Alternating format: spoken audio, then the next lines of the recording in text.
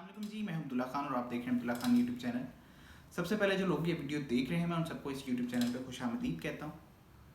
नाज़रीन, इस हुकूमत का एक बहुत बड़ा मसला है और वो मसला ये है कि हुकूमत ये दावे तो बहुत बड़े कर लेती है, लेकिन जब दावों को एक्चुअली फुलफ़िल करने का टाइम आता है, उन्हें पूरा करने का टाइम आता है, तब इनके हाथ पाँव फूल जाते हैं, इनके हाथ खड़े हो जाते हैं और ये चुप करके बैठ जाते हैं।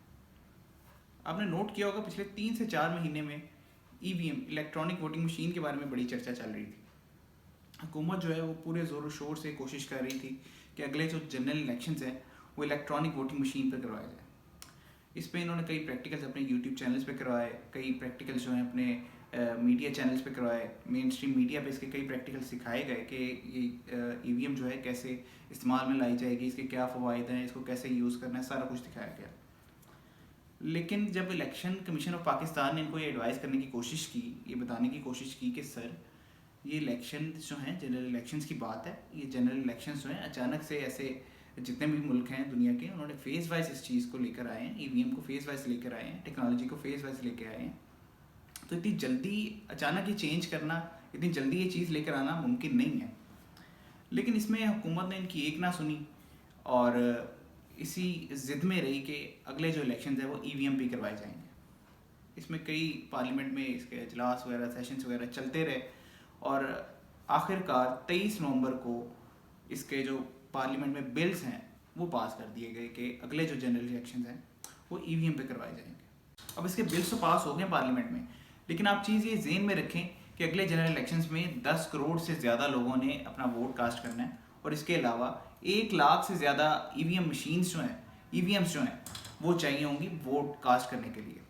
इस दौरान जब भी इलेक्शन कमीशन ऑफ पाकिस्तान अपने एतराज़ करता था हुकूमत पे, इनके इस फैसले पे, तो हुकूमत ने तरह तरह की तनकीदें इन पे करना शुरू कर दी कि ईवीएम पे करवाना ही नहीं चाहते, ये धांधली ज़दा इलेक्शन कमीशन है और इस तरह की बातें जो हैं वो इस पे करना शुरू कर दी।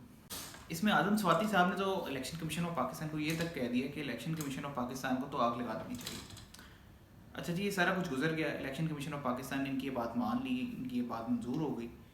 इसके बाद इलेक्शन कमीशन ऑफ पाकिस्तान ने कहा जी ठीक है, आपकी ये बात मान ली गई है, तो प्रैक्टिस के तौर पे इस्लामाबाद के बलदियाती इलेक्शन करवाने इसके लिए हमें 3900 मशीनें चाहिए इस्लामाबाद के, सिर्फ और सिर्फ इस्लामाबाद के बलदियाती इलेक्शंस करवाने हैं उसके लिए। इसमें अब आप ये चीज़ ज़हन में रखें कि 24 मई 2022 में है बलदियाती इलेक्शन इस्लामाबाद के। अप्रॉक्सीमेटली भी हुकूमत के बाद इसमें ministry of science and technology के पास इसमें 5 माह का टाइम है, 5 माह का टाइम है। और इसमें उनकी तरफ से जवाब क्या आता है, वो ये कहते हैं कि जी इतने कम टाइम में हम ये मशीनें नहीं बना सकते, 3900 मशीनें नहीं हम बना सकते। अभी 1 लाख मशीनें तो बनाना बहुत दूर की बात है, जिसमें 1.5 साल का भी टाइम ही रह गया। हुकूमत 2023 में इनके इलेक्शंस हैं और ये इलेक्शंस भी निगरान हुकूमत ने करवाने, हुकूमत ने तो करवाने नहीं है। तो इसमें 1 लाख की बजाय 3900 मशीनें चाहिए सिर्फ इस्लामाबाद के लिए, और उसके लिए भी इनके पास मतलब इस कम टाइम में मशीनें पूरी नहीं हो सकती। इलेक्शन कमीशन ऑफ पाकिस्तान ने कहा जी ठीक है, इसके लिए तो मेयर के इलेक्शन होने हैं, उसके लिए हमें 50 मशीनें दे दें। 50 मशीनें वो कि जहाँ पे लोग आके वोट कास्ट करें, उस वोट की काउंटिंग भी हो जाए और उसका रिजल्ट भी आ जाए। फर्दर इस हवाले से अभी हुकूमत का कोई जवाब तो नहीं आया, ministry of science and technology की तरफ से कोई लेटर या कोई जवाब तो नहीं आया, लेकिन देखें अभी क्या बनता है कि वो 50 मशीनें भी इसको मैनेज कर पाते हैं कि नहीं कर पाते। लेकिन इसमें एक इलेक्शन कमीशन ऑफ पाकिस्तान का ये भी बहुत बड़ा कंसर्न है कि जो 50 मशीनें आप देंगे उसमें हमने उसकी ट्रेनिंग भी करवानी है अपने स्टाफ को। 3900 मशीनें तो बहुत दूर की बात है ना, उसके लिए पता नहीं कितने ट्रेनिंग सेशन चाहिए। लेकिन जो 50 आपने मशीनें देनी है, हमने स्टाफ को भी बताना है, उसको ट्रेन भी करना है कि इस मशीन को आपने कैसे रन करना है, कैसे रिजल्ट आएगा, इसके काफ़ी ट्रेनिंग सेशंस भी करवाने हैं। तो कम अज़ कम इलेक्शन कमीशन ऑफ पाकिस्तान ने हुकूमत को ये तो बता दिया कि जी 5 महीने हैं आपके पास, हम रेडी हैं, आपके इलेक्शन आपके मुताबिक हम करवाएंगे, आप हमें मशीनें प्रोवाइड कर दें। लेकिन यहाँ पे हुकूमत ने अपने हाथ खड़े कर दिए। इसमें मेरे जो सवाल हैं वो ये है कि अभी हुकूमत जो है 3900 मशीनें इस्लामाबाद के, सिर्फ और सिर्फ इस्लामाबाद के बलदियाती इलेक्शंस के लिए प्रोवाइड नहीं कर पा रही, मैनेज करके नहीं दे पा रही इलेक्शन कमीशन ऑफ पाकिस्तान को। तो जब पूरे पाकिस्तान के लिए 1 लाख मशीन्स चाहिए होंगी, ईवीएम्स चाहिए होंगी, तो ये कैसे उनको मैनेज करके देंगे। और सिर्फ ईवीएम्स चाहिए नहीं होंगी, प्रैक्टिस भी करनी है उस स्टाफ की ट्रेनिंग भी करवानी है, उसके पता नहीं कितने ट्रेनिंग सेशंस होंगे और उसके लिए कितना टाइम रिक्वायर्ड होगा, क्योंकि अभी कई दिहाइयों से जो वोटिंग के लिए सिस्टम चलता आ रहा है उसकी ट्रेनिंग तो ये लोग सही कर पाते ही नहीं है।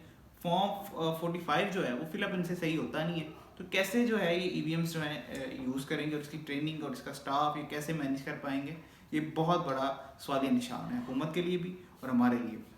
और दूसरी बात ये कि ये जनरल इलेक्शन है, ये कोई काउंसलर के इलेक्शंस नहीं है, कोई बल्दियाती इलेक्शंस नहीं है, ये जनरल इलेक्शंस है जिसमें जो प्रोविंशियल असेंबली है उसके भी वोट डलेंगे और नेशनल असेंबली उसके भी वोट डलेंगे। तो ये ना हो कल को कि इनसे सिस्टम संभाला ना जाए और सारा ये इलेक्शन डाउटफुल हो जाए। आज से पहले भी जितने भी इलेक्शंस हुए हैं उस पर इतनी तनकीद होती है, तो ऐसा ना हो कि ये इलेक्शन इतना कंट्रोवर्शियल हो जाए कि जो हारे वो भी ये सोचता रहे कि मैं इस चीज़ में परेशान रहे कि मैं कैसे हार गया, और वो बंदा भी जो जीता है वो भी इस चीज़ में परेशान रहे कि मैं कैसे जीत गया। ऐसा ना हो जाए।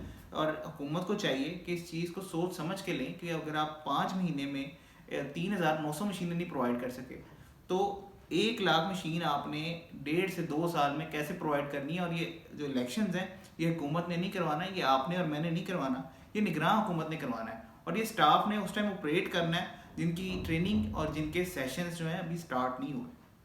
आज के लिए इतना ही, इंशाल्लाह आपसे मुलाकात होगी अगली वीडियो में। मुझे अपनी दुआओं में याद रखिएगा। अल्लाह हाफिज़।